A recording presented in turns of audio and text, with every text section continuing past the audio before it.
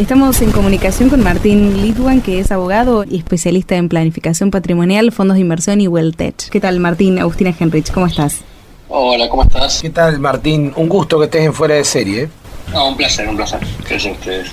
Bueno, te quiero consultar por este éxodo de empresarios y hombres de negocios argentinos hacia Uruguay. Están buscando, su residencia fiscal ahí. ¿Qué incentivos o beneficios fiscales encuentran en ese país? Mira, básicamente, para empezar hay una vacación fiscal que implica que por 5 años en el momento, y hay de hecho un proyecto para llevarlo a 10, cualquier nuevo residente permanente en Uruguay prácticamente no paga impuestos, con lo cual hay una pequeña diferencia. Cualquiera que vaya de Argentina o de cualquier otro, infierno tributario de Uruguay, por 5 años no va a pagar impuestos. Y después de eso, los impuestos son de cualquier manera mucho más benévolos, es decir, se paga en muchos casos solo por renta locales y producción en Uruguay, los activos en el exterior no forman parte del impuesto al patrimonio, que es el impuesto a los bienes personales de ellos, el impuesto a las ganancias por bienes en el exterior solo aplica a inversiones financieras prácticamente. Entonces, de por sí ya la carga tributaria después de esos 5 años de vacación fiscal son de cualquier manera mucho más benévolo que Argentina, que Brasil y que otros países de la región. Por eso es que Uruguay aspira ahora a sumar, 100.000 contribuyentes nuevos y eso es un proyecto que tenía la CASEPO desde el principio de año y lo está llevando a cabo, en definitiva. Martín, vos sos un experto en operatoria offshore. ¿Por qué lo considerás una herramienta válida? ¿Cómo protegen su dinero los más ricos? Mira, yo te haría la pregunta al revés. ¿Por qué no sería válida? Es decir, es algo legal, ninguna ley lo prohíbe, no te evita pagar impuestos. En Argentina tenemos un sistema de renta global, con lo cual si yo gano 100 pesos desde Argentina, pago el impuesto que si gano 100 pesos con una sociedad en BVI, por ejemplo, o en Panamá.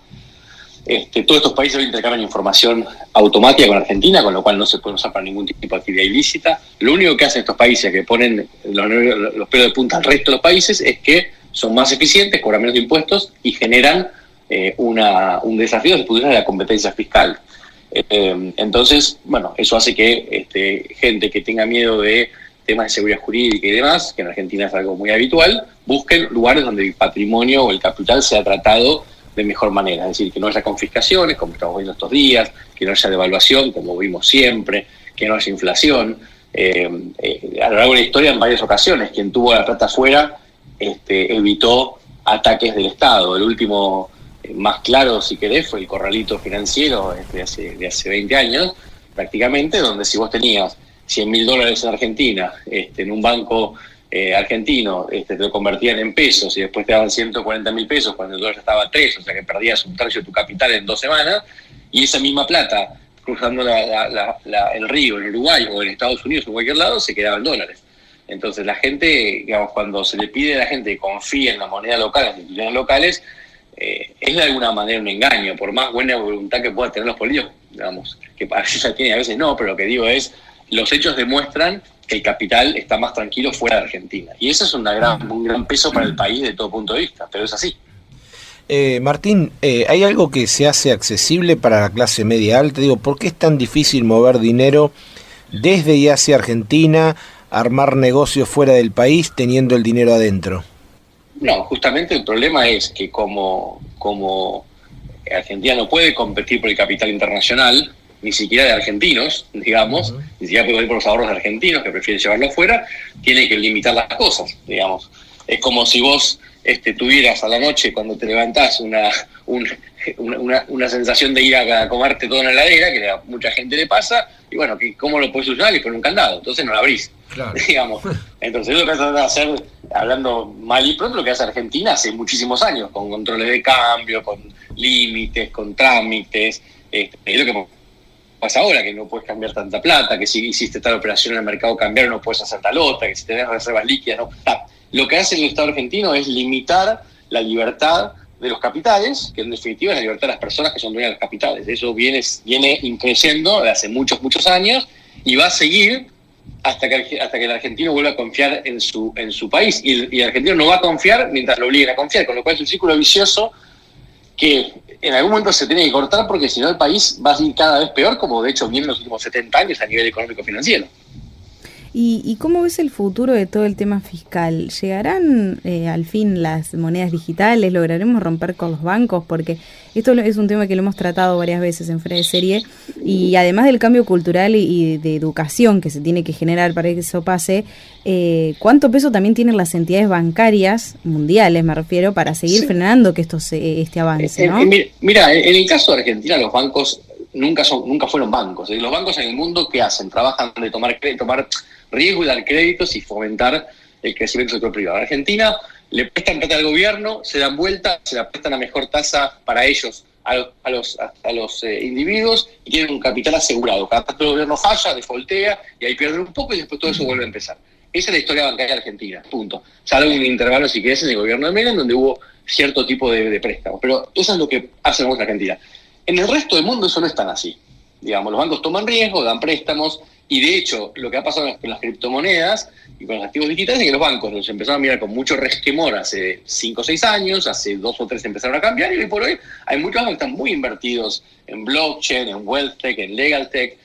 Hay muchos bancos que operan, que abren cuentas para monedas digitales, entienden que el futuro pasa por ahí, y hay mucha gente que se maneja con monedas digitales en la vida cotidiana. Hay tarjetas de débito que vos podés fondear con monedas digitales, y en el mundo fuera de Argentina, digamos, si querés fuera de América Latina, esto es relativamente común. Hay cajeros automáticos donde uno puede sacar plata digamos, que tenía en Bitcoin. Son cosas que pasan habitualmente, digamos. Bueno, Martín, cuando hablamos de paraísos fiscales siempre se menciona Islas Caimán, Panamá y otros, pero vos hablás del caso de Estados Unidos como un gran paraíso fiscal. ¿Por qué no se lo menciona tanto?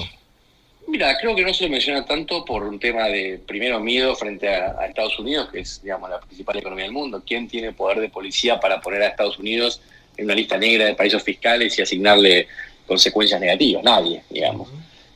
Si la OCDE hace eso, Estados Unidos los desfinancia como hizo con la OMS. Con lo cual, primero ese tema. Segundo, que Estados Unidos siempre manejó bien su marketing, digamos, y siempre si vos escuchás discursos de Obama, hay un montón criticando los paraísos fiscales, cuando su ex vicepresidente, su vicepresidente en ese momento, y ahora candidato a presidencia, era ex senador por Delaware, que es el centro, digamos, financiero o corporativo más flexible de todo Estados Unidos, con mayor cantidad de compañías offshore incorporadas. Estados Unidos tiene siempre una doble moral, digamos, y esa es la realidad, y lo digo viviendo acá. Y yo, por un lado, yo cuando digo Estados Unidos es un paraíso fiscal no lo critico, lo digo como elogio. No es que estoy criticando, pero sí critico la doble moral. No critico que sea un paraíso fiscal, no critico las normas que permiten a extranjeros armar compañías acá muy fáciles, con cuentas bancarias muy fáciles y operar sin pagar impuestos, que es lo que pasa y es una de las cosas que definen un paraíso fiscal. En un país con gran seguridad jurídica, con gran defensa de la privacidad y la propiedad. Pero sí, creo que el doble discurso es un poco cansador, digamos. Martín, estaba pensando un poco, ¿no? Mi generación, yo tengo 31. Nosotros prácticamente no conocimos lo que son las AFJP, y hoy por hoy en la Argentina tenemos un sistema jubilatorio de reparto asistencialista. Pensaba en Estados Unidos, que hablábamos recién, que vos estás allá. Ellos tienen un sistema de ahorro a largo plazo enfocado en pensiones y jubilaciones de carácter privado y capitalista. ¿Qué recomendación le darías a los jóvenes argentinos como yo, por ejemplo, que están empezando a trabajar y a ahorrar para poder tener una planificación patrimonial a largo plazo? Mira, los regímenes como el argentino son prácticamente estafas, digamos. O sea, fíjate que si alguien hace lo que es el sistema de reparto en la vida privada, se llama esquema Ponzi y es una estafa, es un delito. Es decir, tomar plata tuya para pagarle a otra persona que es hoy una persona que está jubilada, y después vamos a tomar plata de un trabajador dentro de 30 años o 40 cuando vos estés jubilada para pagarte a vos. Eso no funciona, digamos, en definitiva, y está bien que no funcione porque es un sistema que hay que eliminar. Ahora, ¿qué es lo que puede ser un argentino? Desgraciadamente, como pasa en todos los ámbitos de la vida, educación, seguridad, salud y demás, tenés que buscarte una solución privada para la que el Estado te da. Vos de la jubilación tuya no vas a poder vivir la que te da el Estado. Te la va a dar, te va a servir, comprar los medicamentos, tratar algún descuento, pero aun cuando vos seas muy exitosa profesionalmente, no vas a vivir de la jubilación. Entonces lo que tenés que hacer es tratar de separar parte de tu ganancia en moneda dura, que puede ser dólar o puede ser cualquier otra, o eventualmente suscribirte a planes de ahorros. Hay un montón de empresas que te permiten emular de alguna manera una jubilación. Hay muchas que lo mezclan con un seguro de vida también, porque a todos nos puede pasar que dejemos de existir en un momento que no tenemos ahorrada plata, y el ahorro privado lleva tiempo en armarse, con lo cual en general son sistemas que permiten un seguro de vida por si a uno le pasa algo antes de tiempo, y si no, una capitalización para cuando uno se jubile empezar a recibir plata de ahí. La verdad que no hay muchas otras opciones. Bien, Martín, para atraer inversiones en Argentina y bueno, y crear un clima de negocios, ¿qué nivel de tributación deberíamos tener? Mira, yo creo que Argentina tiene, digamos, tiene muchos problemas, pero dos principales en este aspecto, digamos. Y el primero, digamos, quizás sorprenda viniendo de mí, pero el primero no es el tema de impuestos. El primero es el tema de seguridad jurídica.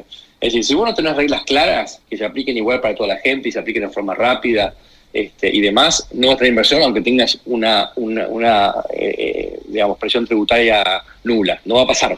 La gente no va a traer la plata. Entonces, primero hay que resolver el tema de seguridad jurídica. Argentina es un país que tiene récord de juicios en contra en tribunales internacionales, tiene 9 defaults, vivió más de la mitad del tiempo después de la Segunda Guerra Mundial en default, tiene 5 veces confiscaciones a los ahorros de la gente, tiene confiscaciones, acabamos de ver ahora en Vicentino, Repsol, YPF, Aerolíneas, Chicoine. O sea, hasta que eso no cambie, y es todo muy reciente, es imposible pensar en inversiones extranjeras. Hoy tenés un gobierno visto desde afuera, si nos abstraemos un minuto, y no quiero hacer una lectura política, sino de los hechos. Vos tenés hoy un gobierno que está en default, más allá que está negociando, lo que sea, pero está en default, fíjate, por $500 millones, y está tomando control de una compañía que vale 4 veces eso, o 3 veces eso. Entonces, ¿qué mensaje es para los acreedores eso? O sea, vos me prestas plata, no te devuelvo, pero sí puedo gastar plata en otras cosas que no son necesarias. Entonces, eso es un problema principal. Después, si vamos a la presión tributaria, Argentina tiene una presión tributaria que debería bajar a la mitad prácticamente. Digamos, hablando mal y pronto. O sea, después tendríamos que ver, primero que vos tenés 160 y pico impuestos que no existen en ningún país del mundo, todos superpuestos, tenés doble disposición, tenés impuestos inconstitucionales. Hay una maraña ahí compleja, uno debería tener entre 5 y 10 impuestos como cualquier país del mundo. Y de hecho en Argentina los primeros 10 impuestos recaudan el 90% de la recaudación total, con lo cual los otros 150 no tiene sentido que existan, digamos. Entonces deberíamos tener un sistema con, de vuelta, entre 5 y 10 impuestos, no más de eso, y una presión tributaria más o menos de la mitad. Gracias, Martín, por tu tiempo. Sabemos que estás desde Estados Unidos, así que tenemos una diferencia horaria, pero te agradecemos muchísimo que estés con nosotros. No, un placer, disculpen el corte y a las órdenes para cualquier cosa. No hay problema. Gracias, Hasta la próxima. Hasta luego, que esté bien. Igualmente. Chao, chao. Hablábamos con el señor Martín Lidwak, que es abogado, especialista en planificación patrimonial, fondos de inversión y Wealthtech.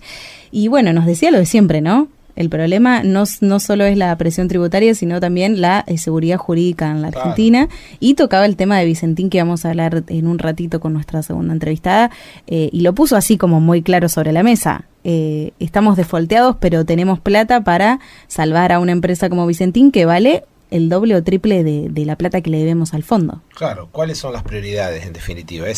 ¿Tenemos prioridades? Porque ya a esta altura te preguntás, ¿realmente tenemos prioridades? ¿Hay un orden? Bueno, hay un plan, o sea, son muchas preguntas en un país desordenado y en una administración que indudablemente tiene la pandemia y que, bueno, obviamente yo entiendo, o me parece que el caso Vicentín fue un intento muy desprolijo, porque de hecho lo es, de poder cambiar la agenda, salir un poco del coronavirus, y creo que hasta ahora está saliendo mal.